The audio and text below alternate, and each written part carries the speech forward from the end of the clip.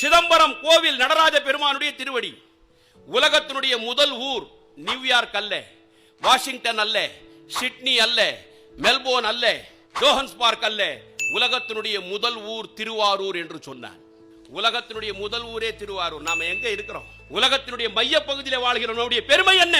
இதை சேக்கிழார் பெருமான் பன்னிசைத்தார்கள். அம்பலத்தாடுவான். அம்பலம் என்றால் பொது மன்றம். நாங்கெல்லாம் கிராமவாசி, மேலாளத்தூர்.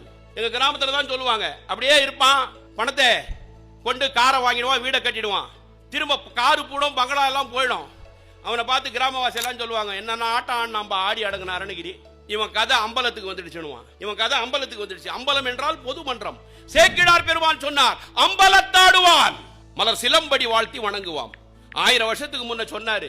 நாம தெரிஞ்சுக்கிட்டோமா? ஜான் எட்மண்ட் சொன்னானா, உலகத்தினுடைய மைய பகுதி எங்கே இருக்கிறது என்று சொன்னால் அது சிதம்பரத்திலே இருக்கிறது என்று நாம் பூரிப்படைகிறோமே.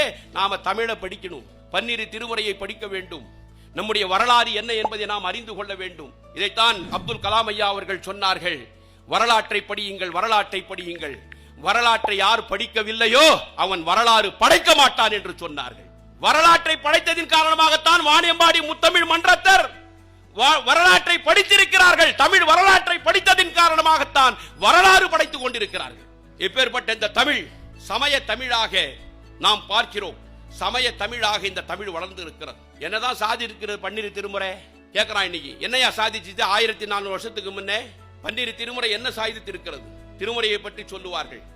ஆசையராய் பாசம் விடாய், ஆன சிவ பூஜை பண்ணாய், நேசமுடன் 5 எழுத்தை நினையாய், சீச்சி சினமே தவிராய், திருமுறைகள் ஓதாய் மனமே உனக்கு என்னவாய் கேட்டார்கள்.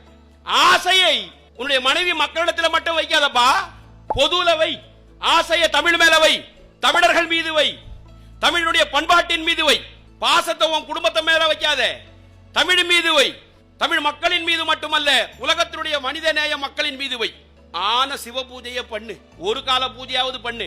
சமயக்குறவர்கள் 6 கால பூஜை பண்ணாங்க, அந்த மாதிரி இல்ல, ஒரு கால பூஜையாவது பண்ணு.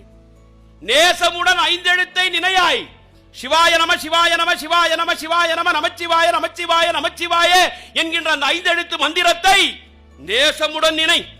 உன்னுடைய நாவிலே சொல்லிக் கொண்டிரு. நற்றவா நான் உன்னை மறக்கினும் சொல்லும் நா நமச்சிவாயவே. நேசமுடன் 5 எழுத்தை நினைத்துக் கொண்டிரு என்று சொல்லுகிறது. உன் குடும்பத்தை மட்டும் நினைக்காத, உன் மனைவி மக்களை மட்டும் நினைக்காத, உன் வியாபாரத்தை மட்டும் நினைக்காத. வாணியம்பாடி முத்தமிழ் மன்றத்தை போல தமிழை நினை.